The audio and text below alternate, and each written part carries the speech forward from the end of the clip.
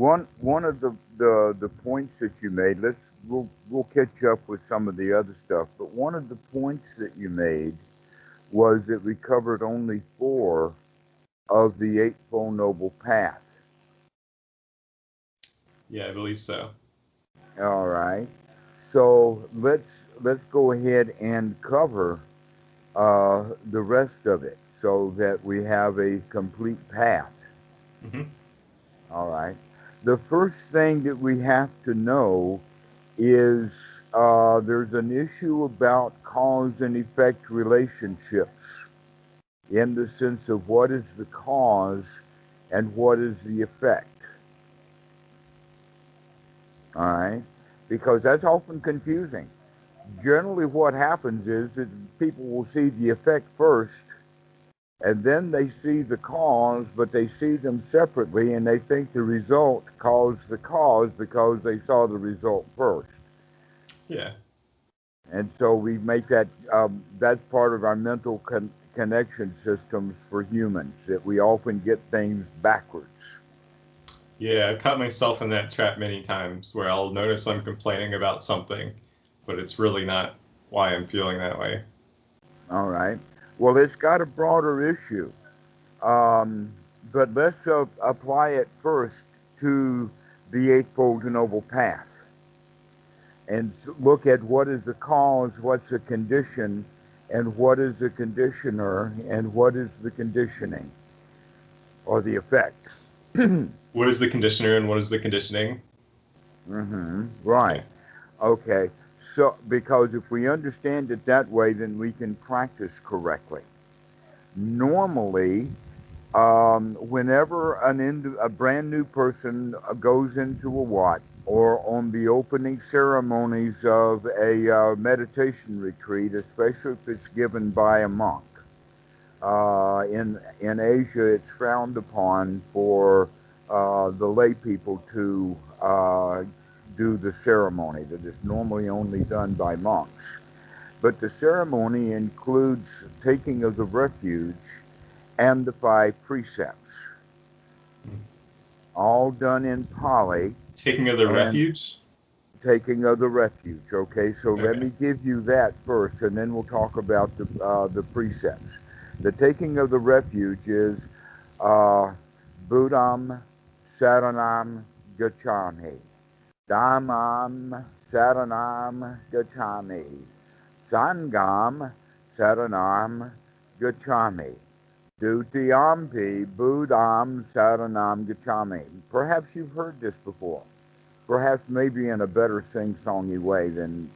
Okay, I don't think so, but... All right. And then the second part is the 5 precepts that are often also given in Pali.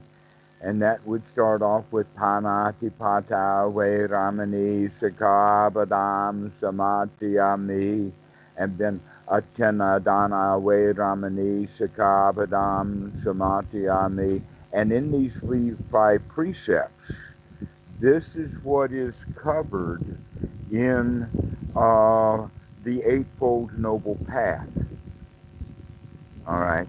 So what they're saying is that if you take refuge in the Buddha, Dhamma, Sangha, this is called the Triple Gem, taking refuge in the Buddha, the Dhamma, and the Sangha, and then also with the precepts, when one is holding and keeping the precepts, the combination of this can be thought of and known to be the state of Sotapanna.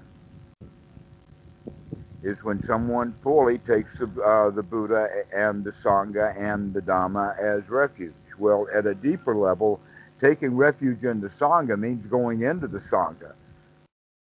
It means being in it. Like you can't refuge. Use a port. You can't use a port as a harbor or as a refuge from the ocean unless you go into the harbor. Well, yes, but it's much safer in port. Oh, gotcha. Yeah, sorry. Right, because they put ports in places where the amount of turbulence and waves is very low naturally, and then they plan on making it even better so. Okay, so you're saying you can't take refuge without going into port. Exactly. So you can't really take refuge in the Sangha without at least going into the what? Mm-hmm. And perhaps going into the Sangha and taking the robes and ordination. So there's that level of it, of how much refuge are you going to take in the Sangha. And you could say that way also in the Dhamma, that you could say, well, I don't want to be in port all the time.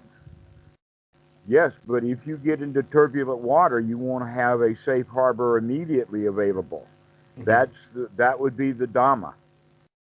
That's what sati really is all about.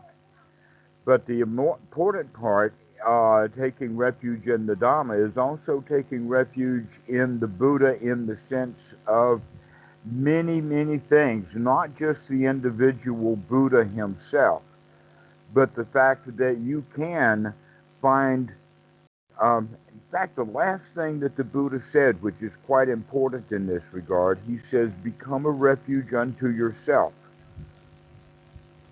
So what that means is that we're taking refuge into the fact that we can, with that Dhamma and with a Sangha, can take refuge. Mm-hmm. And we can get out of all of our suffering. So we take refuge in the Buddha, the Dhamma, the Sangha, and when we can do that,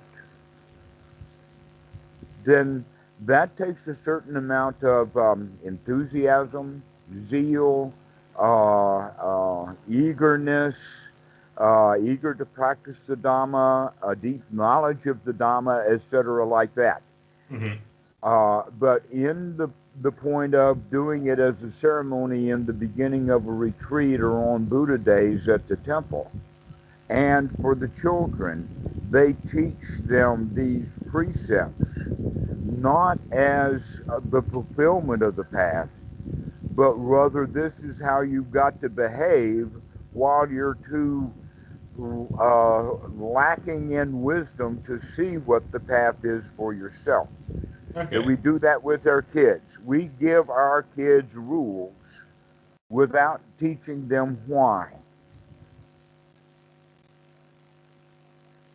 And So many this of the is times, the whys that we give them are not true. mm-hmm. Okay, what is that? What do I mean by that? Okay, you got to eat your broccoli before you have your cake. You got to eat your vegetables, and then you can have dessert. Have you ever heard that? Yeah. Why? Because my parents wanted me to eat my vegetables. Or like, Pardon? because my parents wanted me to eat my vegetables. I mean, I guess it wouldn't have really mattered which one I ate first, but they just wanted the conditioning or like the habit, I guess. Well, that is in fact teaching the child the law of karma. You Or, do your good. You do your good work first. Eat the broccoli, and then you will get your oh. reward for it later by getting the Yeah. cake. Okay, yeah, that makes sense, yeah. Yeah, it certainly does, and it goes right down to a very, very deep level. Mm. Okay, and so then they put this effect in there of the cause and the effect, that if you keep these precepts, something good will happen. Mm-hmm. For one thing, you won't get beaten up so much. You won't go to jail. But the point here is that in the Eightfold Noble Path, when it's noble, it's backwards. That the ordinary beginning of life, we give children rules, and then people grow up with those rules and continue to keep those rules, and those rules were never examined. Yeah. So are you saying, okay, so the Watt will like give the children the rules, and this is kind of like how my parents would tell me, like, eat your vegetables and then you can have your cake. It's kind of like teaching about, you said, like, it's kind of teaching about the law of karma, or like cause and effects, right? Mm-hmm. I Exactly. thought so I guess it's like, yeah, that makes sense, but I thought, like, in a previous discussion, we were talking about like the 5 hindrances, and I thought one of them meant like was like related to like societal programming or something like that, of like having rules but not really That's what we're acting them talking out about instead of again. wisdom. Okay. Right. Exactly. That's what we're getting around to, that we never wound up ever examining those rules. And this is what really the practice is about, is to examine everything, including all of our attachments to the rules that we've learned without ever investigating them at all. Now we're going to investigate them completely. Okay. That's Yeah. what the first four steps are, with starting then with the practice, and the cause is sati, to wake up. If you can't remember to practice, you can't practice. We have to have sati. Okay, that's quite amazing. In fact, it's almost a dead ringer, and people just they don't remember that, or it's like that's something. It's hard to say. When we keep focused on the fact that we have to wake up and stay focused, that we take on the challenge of sati, that I demand of myself to keep waking up and keep waking up. Okay. Okay? So that sati then, it becomes our causality. The first cause is to remember, then to practice properly. Then the second causality, or the next step in the line, that without waking up we can't take the right effort. But if we do take the right effort, and that's an important thing, and we'll get back to it many times, when we take right effort, then that brings on finally the causality of right attitude. Okay. Why? Because if we're taking the right effort, then we get what we're looking for, and we feel satisfied because we got it. Basically, right then and there. Right attitude. Yes. So basically, then, the very, very first cause was one's right view, which was to take on, I've got to wake up. Ooh, that's interesting. Okay, so it's like kind of a circle. And that, like, we take on right view, and that allows you to have right sati, right effort, right attitude. It's like builds on each, or like one feeds into the other. And they run and circle around each other precisely. That's what you were getting at. Okay. One causes the other, causes the other, causes the other. All right, and so by that way they grow. But the basic one, the one that actually the effort, may be the springboard. If we do take the right effort, that's where the others will start to grow, because with our right view, the right view is, I've got to watch what's going on. I've got to look. I've got to investigate. Okay. Now that word "got" to do it is more of an energy, or it's not a drive. It's more like an assistance. It's sort of like power steering. Okay? You guys nowadays, you don't even know what it's like to own a car that doesn't have power steering. No, true story. Yeah, I have no idea. I think a lot harder. My dad's told me these stories. But yeah, so is that similar to like, I mean, like, I had this desire to like kind of investigate. I mean, I feel like you're kind of talking right, like it, and that will but increase. It's like that continued renewal of that. Right, it will increase. The skill of that right view is actually it's wrapped up with our curiosity, the willingness to look, the willingness to know, even if we go and find things that we don't want to look at. So, I guess like, sorry if I'm taking too long or like asking too many questions, No, but it's important for you to understand. Yeah, so why sit here and listen to me talk and not understand what I'm saying? Well, sorry, I don't want to like interrupt you too many times, but yeah, you're right. So see, it kind of reminds me of like kind of a seeking attitude, and I thought we were kind of trying to drop seeking. I thought seeking was like not good. Well, what you're talking about seeking there is like getting on a long train and taking a long journey to go to a long, far away place to seek something. We're talking about seeking in the sense of right now. Okay. This is like yes. Okay.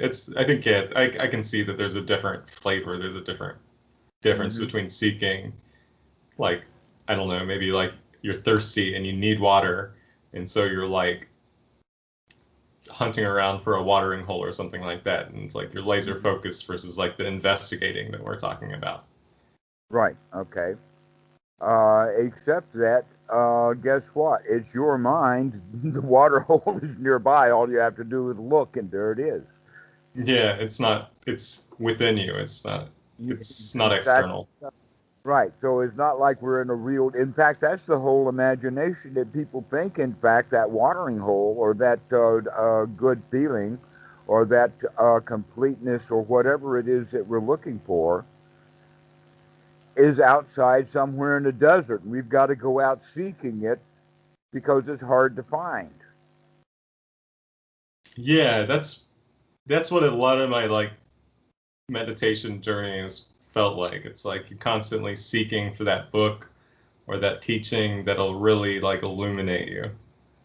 Right. But Exactly. you're talking about like the realization that it's like, no, Right now. it's not out there, it's with you right now, in a sense. It's with you. And all you have to do is just, there it Yeah. is. Have yourself a little drinky. Yeah. All right. So, when these four things run and circle around each other, it comes to the point of what the Buddha referred to as unification of mind. Now, this is an important quality because, in fact, uh, um, Sama Arya Samadhi is what we're talking about. What's the point, or what's the last item, or what's the big deal of the Eightfold Noble Path? In fact, right at the beginning of the sutta that we're referencing now, which is MN 117, the Great 40, the first thing to question the Buddha, or the first thing that he says is, I'm going to teach you right unification of mind with its supports and requisites. Okay? Now, the requisites are going to be the things that it's required. Oh, wait a minute, factors. The factors and the requisites. So now we have talked about the requisites. That these four things run in circle: right view, right sati, right effort, and right attitude. And when we gain that right attitude, that gives us kind of a unification of mind, a noble mind, a mind that's sharp and focused. Um, what I'm I'm reluctant to use the word the enlightened mind because we're not talking about an enlightened being or a person, nor are we talking about it over a long stretch of time. We're talking about the state of mind is when the mind is collected together. It's not scattered. It's not drawn. It's not wandering. It's focused. Okay, that focused mind, when one is in that state, then because of that state of nobility, an example would be of not having a mind like that. This unified mind, this samasamati, which is then translated into the English, just to make sure that you know what we're talking about, is translated as right noble concentration, because the mistranslation of the word samadhi. It is translated as concentration. We're not talking about a concentrated mind, we're talking about a noble, unified mind. Okay, and you were saying a noble unified mind, that's when we gathered all the factors and prerequisites. All the prerequisites, right, all the requisites. And along with that noble mind will come the others. Mm-hmm. They follow along with the right unification of mind. So let's make sure that we understand first what the right unification of mind is. If the mind is unified, then there's no doubts. We're not hemming and hawing around and trying to figure things out. We know. We got Mm-hmm. it. Unified. Okay? We looked, we saw, we got it. We looked again to make sure, and then we're looking also. So we're continuing to investigate, but because of that continuous investigation, we're just laying one deep knowledge on another over and over and over again, and now we're beyond doubt because we can see what's going on. That's a unified mind. Here's another example of the unified mind. Is that someone, let us say, in the state of the unified mind, there would be no lying. Why? Because lying is division between the truth and what I want. Mm-hmm. That what the truth is good enough. Therefore, there's no reason to embellish it or to destroy it. Yeah. So we tell the truth when we're in the state of unified mind. Yeah, that Now makes you're sense. beginning to understand where we're going with this, okay? In fact, what you could say is that the unification of the mind is what brings the mind about to the point that we could now finally follow the precepts. Because everybody breaks the precepts always on a regular basis in the ordinary mind. When Mm-hmm. the mind is filled with hindrances, but when there's no hindrances in the mind, then the mind is pure of bad behavior. Okay, and so we're naturally keeping the precepts. Mm.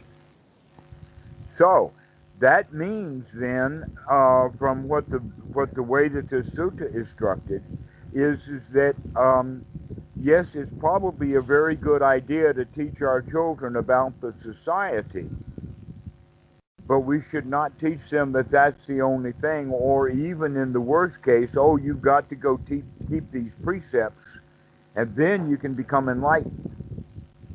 Okay. Yeah. So it's not like if you fail at doing this, then like you have no hope. Mm-hmm.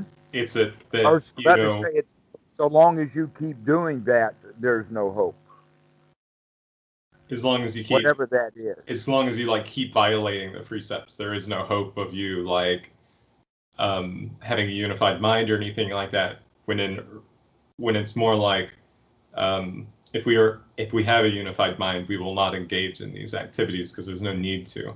You just figured it out exactly right. Yeah. So now you got it. Okay, we got it in the right order. The Mm-hmm. right order is the unification of the mind is what brings about the precepts. It's not keeping the precepts brings about the unified mind. Mm-hmm. That's the important part. Why? Yeah, that Because is these important. precepts are in fact the part of the Eightfold Noble Path, but they're coming along for the ride. In other words, one will naturally abstain from taking things that are not given with the mind that's noble and unified. When the mind is noble, we're not going to be taking things. Why? Because we don't want anything. Why should we bother to steal it?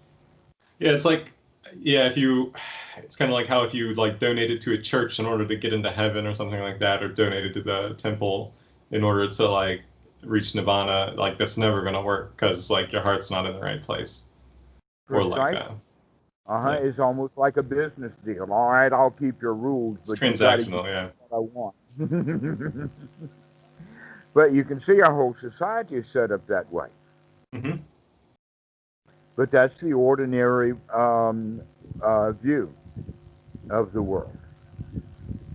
And so we'll go into actual right noble view at a later time. But today, what we're looking at is looking at it from an overall perspective Okay. that the requisites bring about the noble mind, and the noble mind has the noble behavior and the noble speech and the noble livelihood coming along,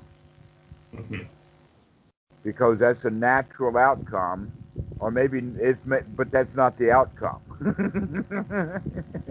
The outcome actually is another noble unified mind, if we're practicing correctly. Is unified mind the same thing as, like, I don't know, like I picked up like the heart of the Bodhi tree, and it's like all about emptiness or voidness. Is that just a factor for emptiness or voidness, or is it emptiness or voidness? The unified mind then is in fact a void mind or an empty mind. Okay, so it is. Why? Because it's empty of greed, it's empty of the lies, it's empty of stories, it's empty of bad feelings. That makes sense. Pretty well it there. All of the stuff that causes dukkha is empty of, and that's the way that we want to look at it.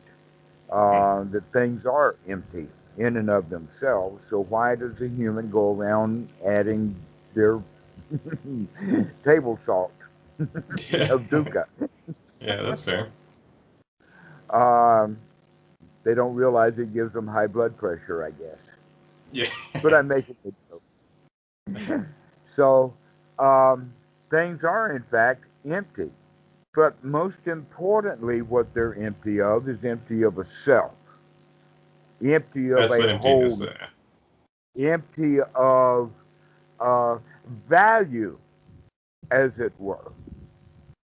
Because what we value most is the self. That's our most invaluable thing. So when we value self, then we put a self on other things, so it also becomes value in relationship to me. Let me give you an example of gold. Bullion, bars, coins, the really good stuff, not jewelry, because that's normally, let us say, on the carat scale, not at that high level. Where the gold shops here in Thailand, and by the way, they have almost no jewelry shops at all, but do have gold shops where people go and buy gold necklaces and where they buy their jewelry, but they're actually buying very, very high grade gold. I think it's like 97% or higher than that. It's higher than 23 karat. High gold is really, really high quality. It's not 24 karat, but it is higher than 23. Okay, so this stuff is expensive. It's gone from 20 to about 25,000 baht for baht Thai currency into 1 baht of gold. That in fact the baht used to come as a measure of for gold. So 1 baht of gold is actually about 15 grams. So that means that 2 baht is about an ounce.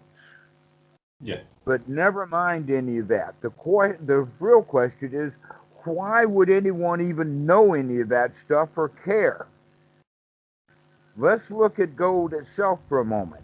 It's bright and shiny, it doesn't rust, and it is very heavy. But those are the qualities of it. Even much later, in fact, in this century, we found that it's also an excellent conductor of electricity. But that's not what gave gold value. That's just what makes gold contacts in electronics expensive. Because they want to use the gold, or they'll mix it with copper or something so that they can get some of the properties that they're looking for. The point is that gold many, many, many thousands of years ago took on a value. Why? Maybe because you wanted something of somebody else's. So you're like, hey, well, like I have this and I'll give it to you. Wanted something of value. Yeah, you wanted to be able to like say like, hey, like I have this much value, you have that much value. I don't know. Things like that. Like I'll give you this value for that. But other than gold by itself, I mean, look at the dogs. They don't care anything about gold. You might, in fact, have space aliens come invade us and have much higher technology that we have, but they're not interested in gold. In fact, some of the Yeah. stories about the aliens coming is because they wanted the gold off the planet Earth. But that's only because Earthlings telling stories because they value gold. Perhaps the aliens also value gold. Yeah, I mean, I guess it's like because kind of well, that alien society's placed a value on it, or like we placed a value on it, like society has. They've said, Precisely. So all the value of gold is in the mind of the beholder. hmm Mhm. yeah, That's an important point to recognize that the value that we have on things, it lies there in the mind. That's where there's no real value in gold itself. It's not worth really um, what 1800 an ounce. It's ridiculous. I yeah. I mean, mean, we just every property that gold has, there are other elements that have those properties. For instance, lead and gold weigh about the same thing, but gold is shiny. Okay, so why don't we just paint lead and value lead and only use gold as a paint? yeah. I mean, it's well, lead's not very good for you, but no, I get what you're saying. Like, Well, it's just like kind of people don't eat arbitrary. their Like gold we were anyway. They want what? to keep it. It's bad. I say people don't eat their. The reason that we know that is because of lead piping, because its lead is so valueless that they will make pipes out of it. Yeah, that is true. Yeah, I mean, yeah, it's just because like we've said it's valuable. Like, if I wake up tomorrow with amnesia, I'm not gonna like see gold. Well, I mean, I might, but like I'm not gonna see gold and be like, wow, that's worth a lot. I might be like, oh, this is like kind of shiny. That's kind of cool looking, but I'm not gonna be like, ooh, I really want that, need that. All right. Like, yeah. So now we're looking at the fact that this emptiness, gold is empty. It really is empty of Oh, value. okay. Yeah, It's empty. yeah. It doesn't mean anything. But here we have all of these humans for all of these centuries working really hard to dig it out of the ground, refine it, put it into vaults to protect it from other people stealing it. Yeah, Why? but yeah, my relationship with it gives it a certain like opposite of emptiness. I don't know. It gives it a weight, in like a feeling, I guess. Okay.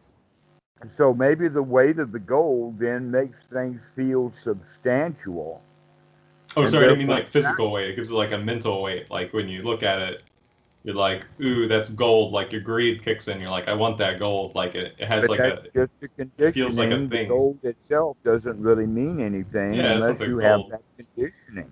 Yeah, if you didn't have the conditioning, you would just like, it'd be like a background noise. Okay? So that's exactly the same thing that happens with some kids are conditioned to love sports. hmm And so they grow up as sports fans. And so they can't understand coronavirus shutting down their sports and not going to the team and all of that. To where a whole bunch of other people don't care anything about sports at all. hmm Nothing. Sports means nothing to them. So if coronavirus closed down all the sports, all we can say is, okay, good idea. While you have half of the people then going stir crazy because they want to go to the game, whatever that is, hmm all because of that conditioning. So you can begin to see how conditioned we really are. That this conditioning that I'm talking about is actually stored in the way that in the Buddha's language as the Silabbata Paramasa, which is the second fetter, hmm which means now that we have to start investigating. That's in fact what you and I are doing right now is investigating emptiness to see that gold is empty. hmm Sports, empty. It's got no meaning or value to it at all until someone adds that value, and that value is they like it or they want it. And so all things that have any value at all have a value emotionally only. How does it feel to the human? And that's what builds our skyscrapers and our bridges and our automobiles and our technology, and everything is based upon feeling. To how we feel. Except for one thing. We never actually examine and or investigate and or wake up and look at these feelings. We're always just looking at how can we satisfy the feelings rather than investigating the feelings directly. So this is really what the Eightfold and Noble Path investigation is to begin to investigate not the value of gold on the outside, because we recognize it's empty. Yeah. And so are all of the rules that determined the values of things. And so now we have to get a sort of a new rule system going. The new rule system is dukkha, dukkha nirodha, right here in this moment. Mm-hmm. What is suffering right now and how to avoid it. Mm-hmm. All right. So if you're sitting there thinking, I really would like to buy a gold coin, that's dukkha. Why? Because I'm unsatisfied without the gold coin. I want to buy one. I want one. Mm-hmm. But the next thought is, I don't need a gold coin. I'm good without it. Then that would be a wholesome thought. Yeah, I mean, I get that. Like I'm just trying to come up with a way to say it without saying I so much, but I know. but dang, yeah. No, I mean, I It's, value that. I mean, like that it's emptiness is okay to use conventional language. okay. Yeah, I mean, like, I've had like brief glimpses of that, and it's been very peaceful and nice. I don't know how to describe it. Or, I mean, probably not the whole picture. I'm not claiming like the whole picture or anything, but like, yeah, like I've been able to like in the moments where I've been able to like see past that like emotional like attachment, like there's just like this calm like place that's very like nothingy, but like not in a nothingness and like not like a void really, or not like a. I guess I thought it was gonna be like a. I don't know. My vision disappears, and I'm just like in an abyss of nothingness that like is incomprehensible. But I mean, I don't know. There's just been some moments like during meditation where it's just been like I'm not at like I'm just sitting there and like everything's okay and peaceful around me. And it's like that connection that like ooh like I need to go to work like isn't there, or like I don't know, like I'm not good enough, or like all these like hindrances have been kind of like absent, or some of them anyway. And yeah, I mean, yeah, so like I was just trying to say like, yeah, I believe like I'm on board with kind of what you're saying here, where it's like, yeah, that like there is this like kind of veil, there's that kind of like um the gold has no value other than what we put on it. Okay. Another quality that we're looking at is the issue of time. The Buddha gave himself a name, and he used it often. He used the name Tathagata. And you can see in various suttas the Tathagata this and that. And by a late stage, that name also became exalted when in fact he was not wanting or intending it in the original for it to become exalted. The word Tathagata comes from the word tatata, and that it's translated in the old English of the Pali Text Society as thusness. But that's not a really good, easy way to understand it. What we're talking about is this is it, or the here now, or the present moment. And the Pali word for that is tatata. Means right now. That's the secret. That's Okay? yeah. Tathagata, okay, or Tathagata. The Buddha called himself Tathagata, and is sometimes translated as thus gone one, because they're just taking the words itself, ta-ta-ta, tathagata, is the, but when when you put it together in an understandable way instead of a phraseology like thus gone one, or the one who has gone to thusness, is actually an indication that other people are not in the here now, but they are too. But what the Tathagata is actually pointing at is literally to be here now, to be present, as opposed to thinking about the past and thinking about the present or the future, but to be here now. This is basically the root of the teaching. Mm-hmm. The investigation that needs to be done is to investigate right now, the here now. What's in and what's out, but mostly what's inside, what's going on right now. That's what needs to be investigated. And so when we bring things into the here now, then we can look at that unification of mind as something that, let's say, a practitioner will be in sometimes, and sometimes he's not. And the more he practices and the better and more skilled he comes, he's more often in that state of unification of mind. Now, that unification of mind generally has 5 factors built into it. And the 5 factors that are built into unification of mind are also the same 5 factors that are built into first jhana. In the sense of the actual classical definition of first jhana is these parts of the Eightfold Noble Path, especially in relationship to Anapanasati. So we can actually think of it like this: is one who is unified mind is in a state similar to or the same as being in the first jhana.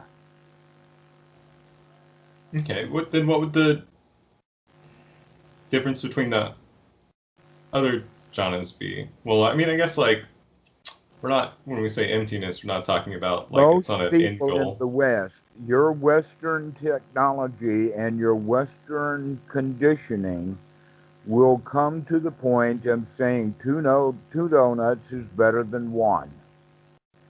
Okay. And 3 donuts is better than 2. That's fair. Yeah. And 4 donuts is better than 3. Let's not go any higher than that, okay? Because now we're making I really want some Krispy Kreme now. Yeah. Okay, but that's the mentality that we have, rather than looking at it from the perspective of the Buddha of looking for a middle path. Okay. Because a lot of people don't know that they're looking at exalted states and high jhanas and these kind of things. This is what the Buddha did and rejected it before he was a Buddha. In fact, he was so good at it that one school wanted him to become the teacher, and he rejected that. And then he went to another school and practiced even higher jhanas, and they wanted him to be the teacher because the actual master had died. And he refused that. He said, "This is not what I'm looking for." Is it just like a trap or like something you get pulled jhanas into? Are the jhanas are especially a trap for Westerners. Because they feel really good, or? No, not because it feels really good. It's because we give it value. Okay, yeah. Oh, okay. It's like gold. It's just like gold. Because the Western mind will hear these terms and they'll think through their Christian mystical foundations of our society and look very high, to where in fact by looking far high, we're actually looking for it far away. Yeah, you're like, ooh, I need to progress. I need to like get to the, I'm at like this level now. I need to be at this level to like really get it. And that the second jhana is better than the first. Because it's high. Yeah, okay. But, okay. All right. But there's an important quality, and that is by the time we've gotten into the second jhana, we have lost our ability to think, in Mm-hmm. especially verbal language. That we still are thinking in a deeper language, but we have lost our verbal ability. That's after the first one? The second one. Second one. Okay. The whole point about the second one is to still the discursive thought, so that Mm-hmm. we can then deal and manage not with the manu part of the brain, but with the chitta part of the brain, or the anterior cortex, or our source of feelings. Mm-hmm. But if you go all the way to the fourth jhana and if you stayed in fourth jhana for 24 hours, you more than likely would come out of it in the morgue, In the fifth jhana? or in the ICU. Because what, you're just like shutting your brain down? Because you're Or comatose. oh wow. That's crazy. Dang.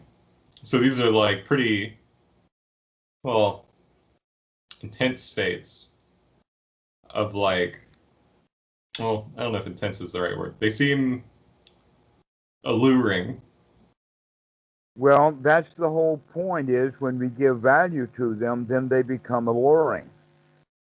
But if you look at it more the way that, because the Buddha really went there and did that, and that most people, once they're practicing the Eightfold Noble Path correctly and really understand Paticca Samuppada and understand how the mind works, then they can, let us say, experiment and piddle with the jhanas, but no one wants to stay there long term. Okay. Anyone who's going to sit in a cave for 9 years obviously wants something. That's true, yeah. That's fair. Yeah, I mean, there'd be like wanting, there'd have to be some desire there to get rid of something, or like desire to become enlightened. Be like, I'm gonna go sit in this cave until I figure it out. Something like that. Exactly. So that now we're at a level of desire or wanting something that we don't have. Okay.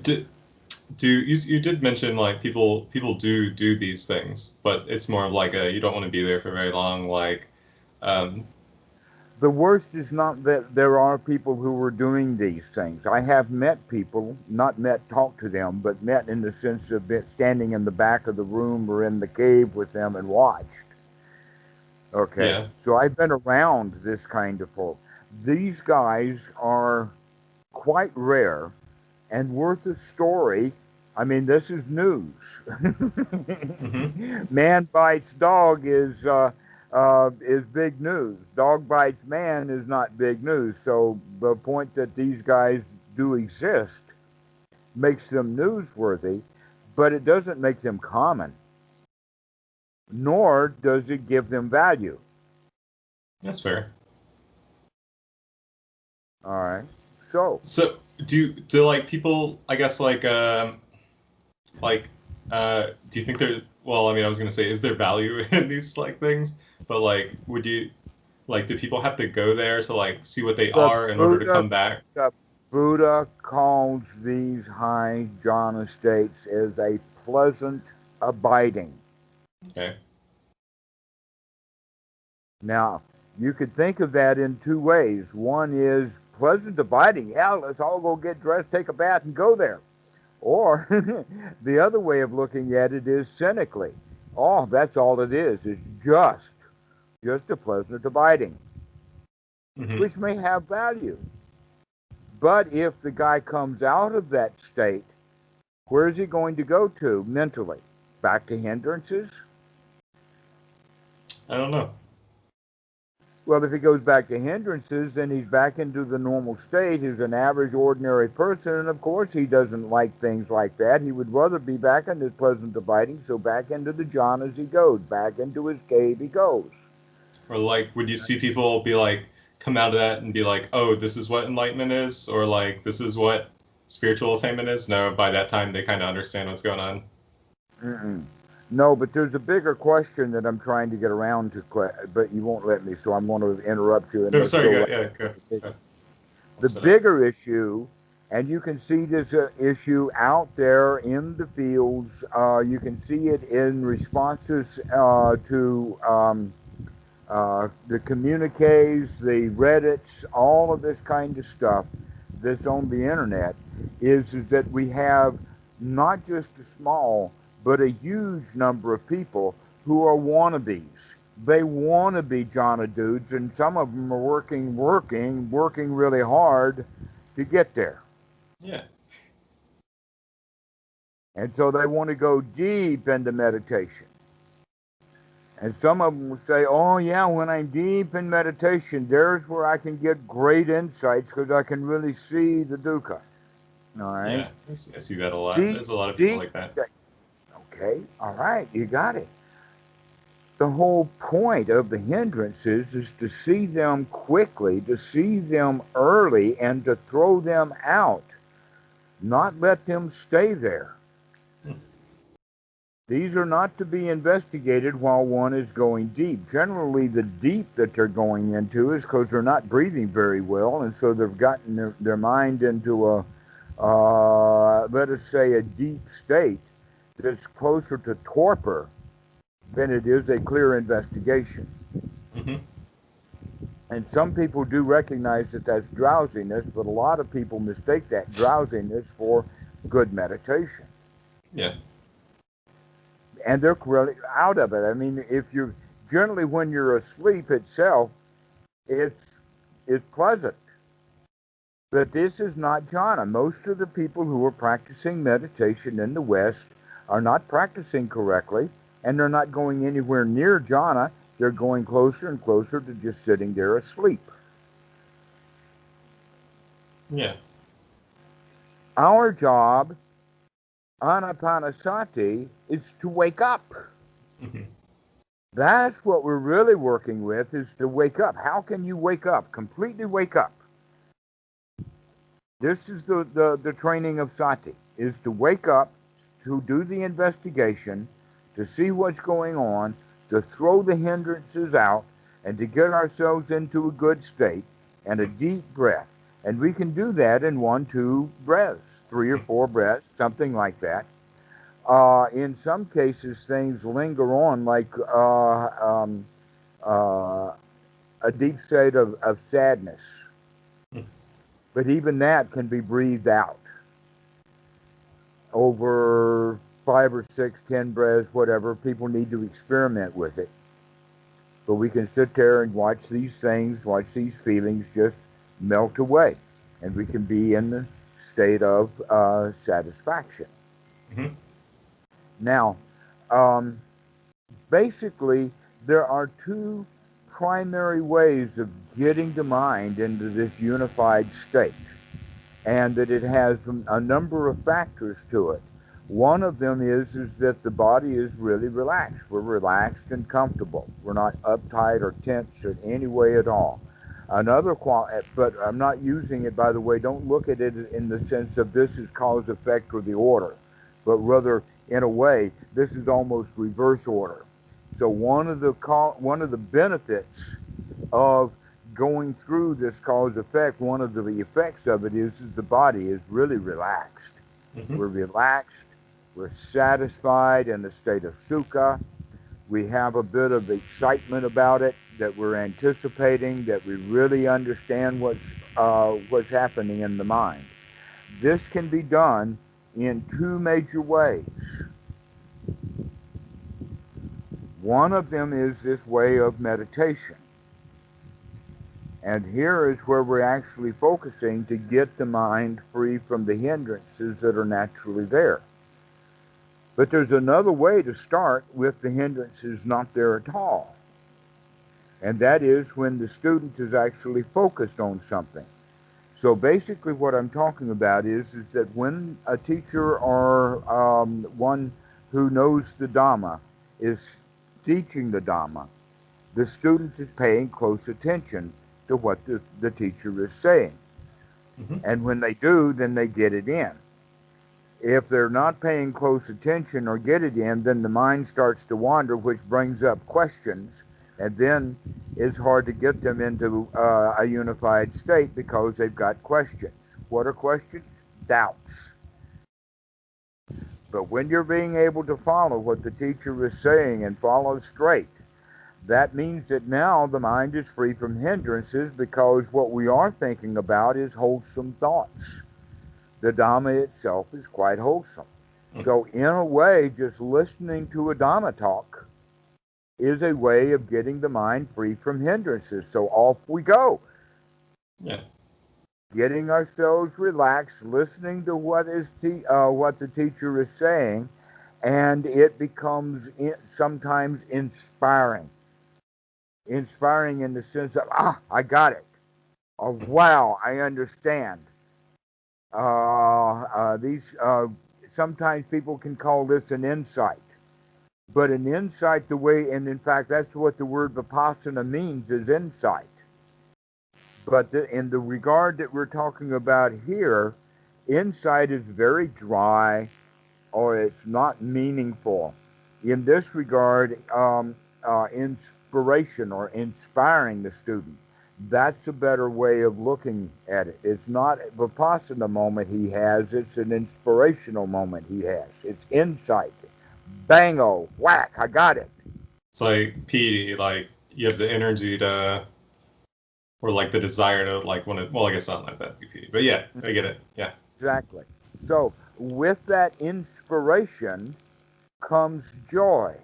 With that joy comes, I can do this, which piti arises. When the piti arises, then we can become relaxed. I've got it. And then we wind up in a state of satisfaction or sukha, and we're really content and we're really satisfied with what the teacher is saying, and that is first jhana.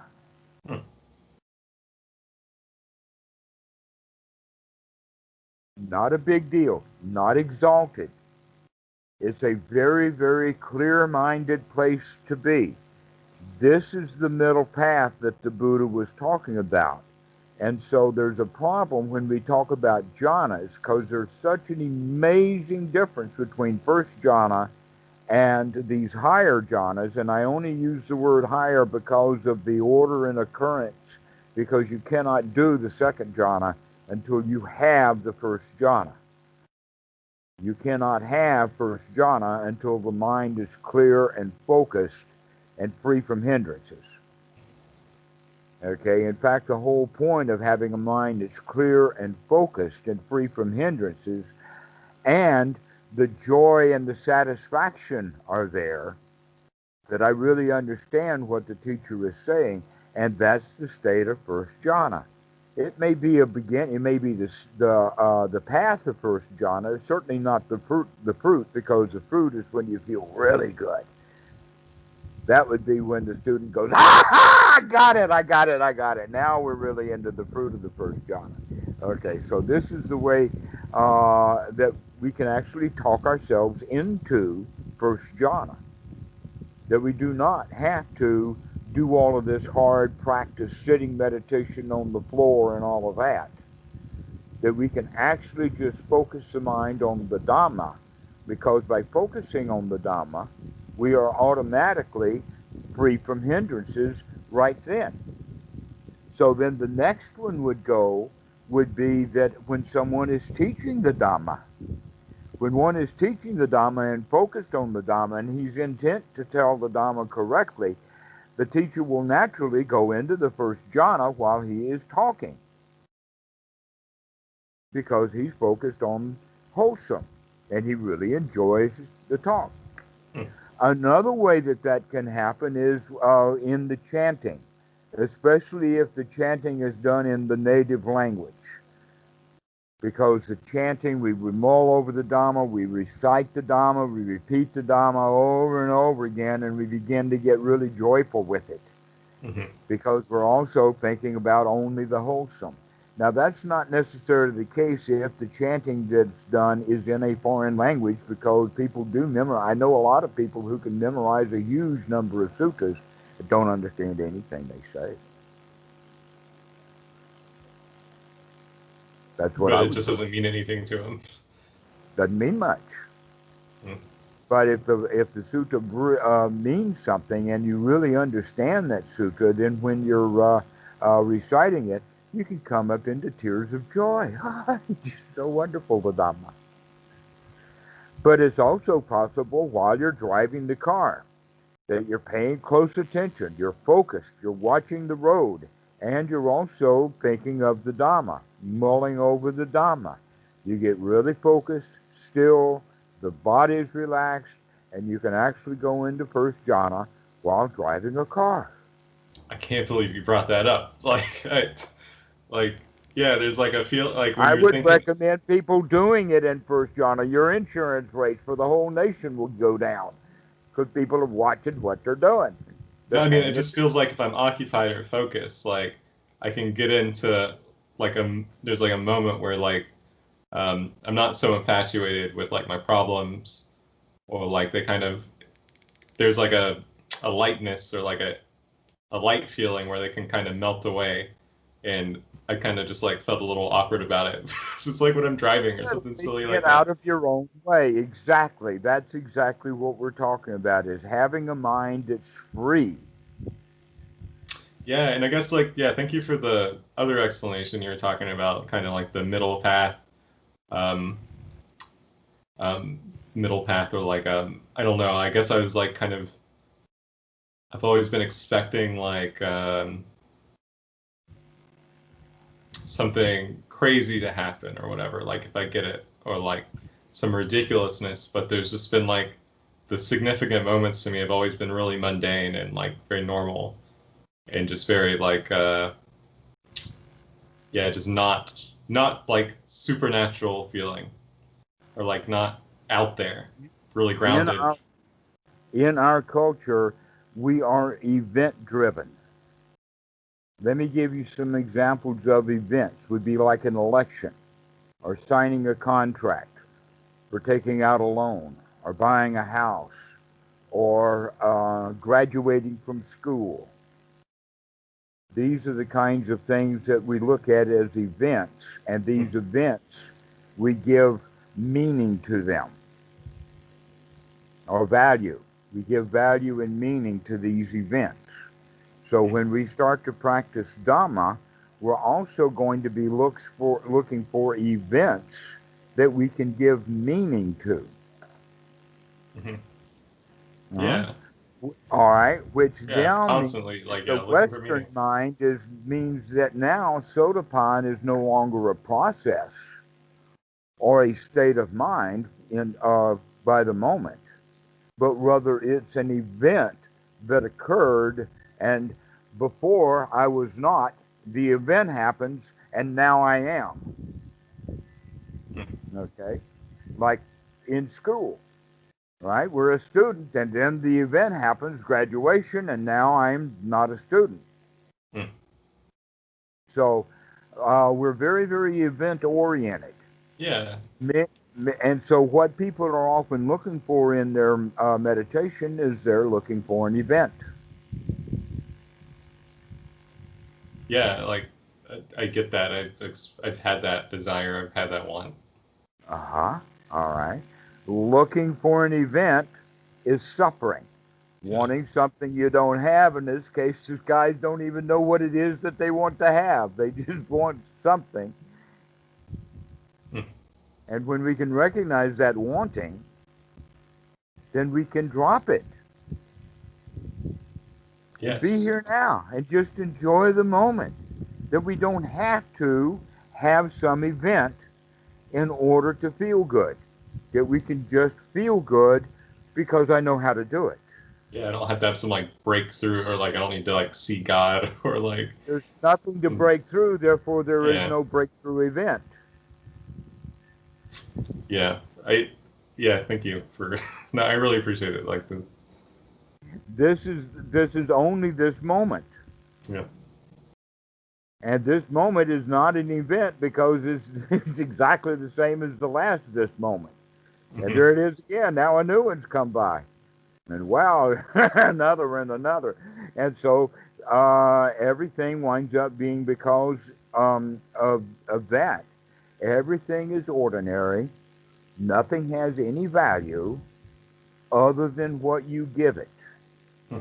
And you give things value based upon what you like, which means how you feel, liking and not liking. And so this is a very important key then in the process of beginning to understand how we feel. But we'll wait until next time before we talk about that kind of stuff. But Yeah. right now, the important thing is that we finished off this eightfold noble path so that you know it in the way of the cause and effect, and the fact that our good behavior, our marvelous morality, is the result of wisdom, not the creation of wisdom. Wait, did we make it through the other 4 today? Yeah. Oh, sorry. Right view. Yeah, right view. Right effort. Okay. Right Sati. sati, the big one. Yeah. And right attitude. Okay. And what were the other 4? Well, that gives rise to unification of mind. Oh, those are the factors. These are the requisite factors. Requisites. Okay. The requisites for the factor of unification of mind. And the features then of the unification of mind is one's right actions.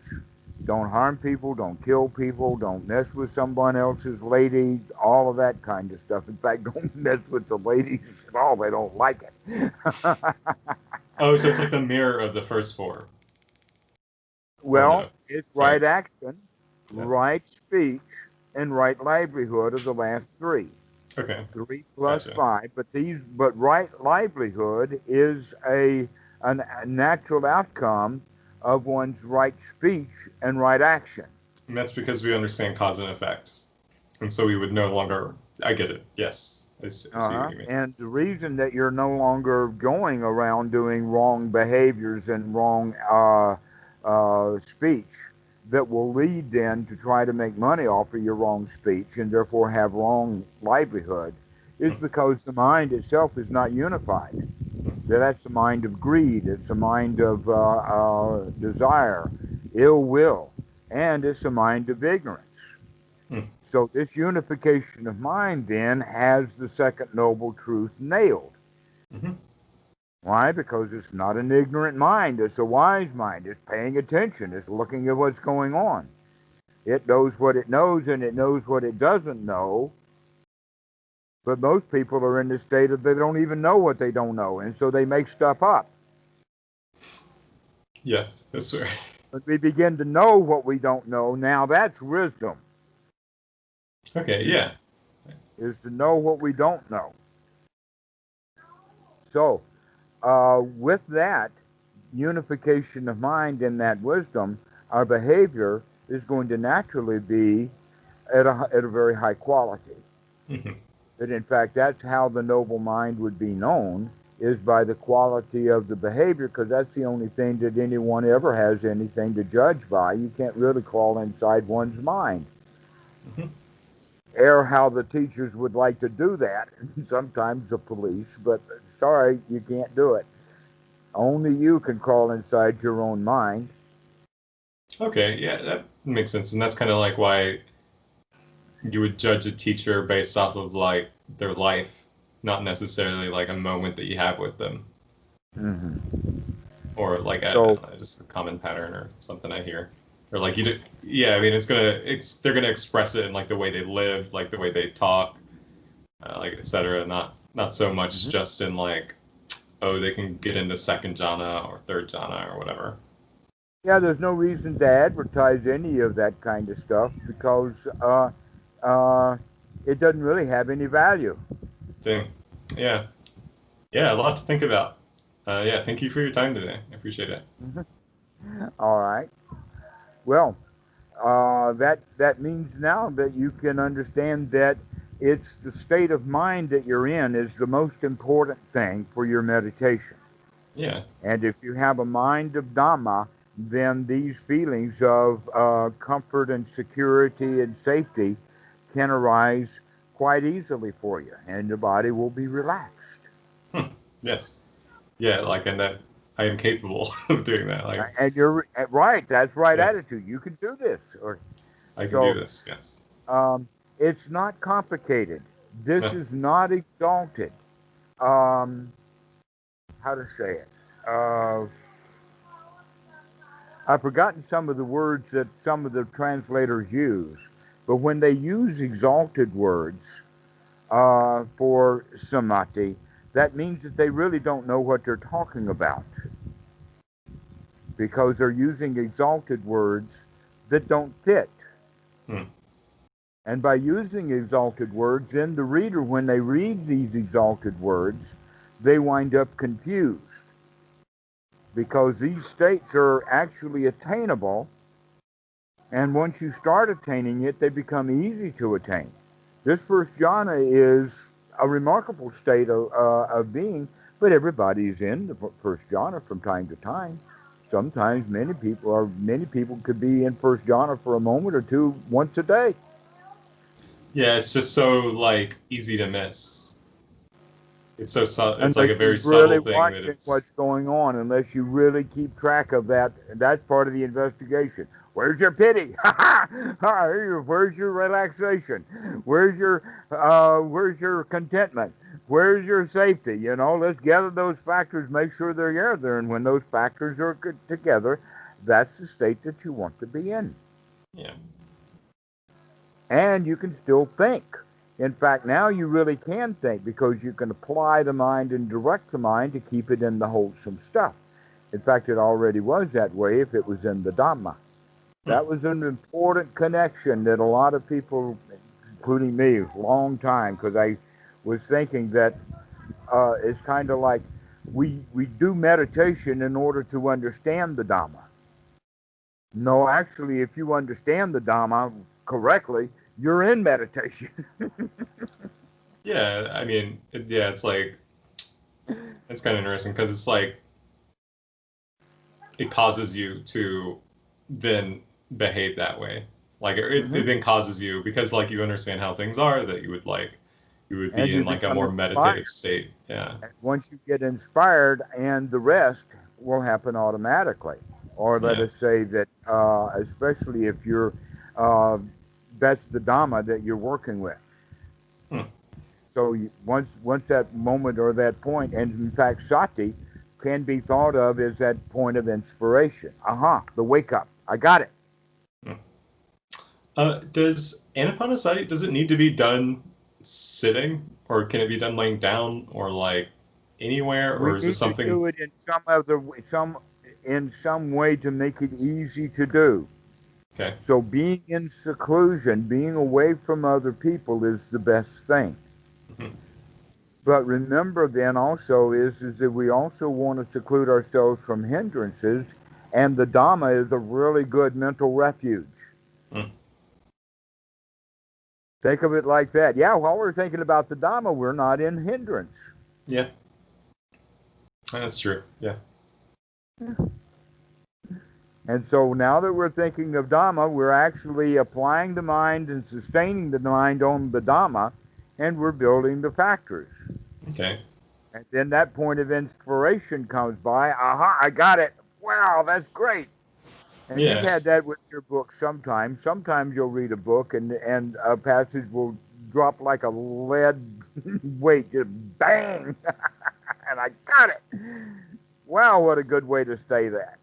Okay, so those are those inspirational moments where people will naturally fall into the first jhana, but they don't know it.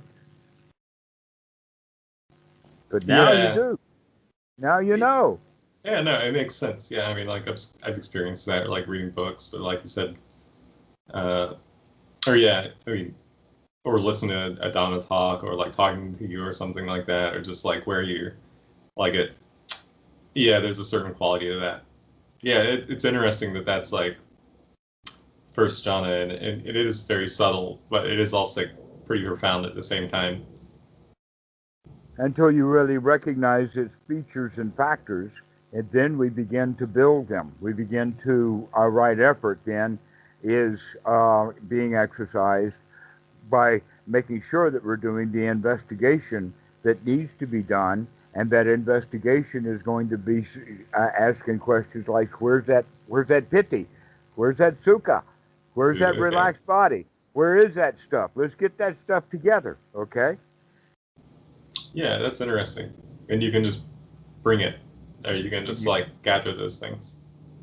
And you can gather the factors of jhana and get your mind in a unified state. Hmm. And that's the Eightfold Noble Path, not these higher jhanas. Yeah, that makes, yeah.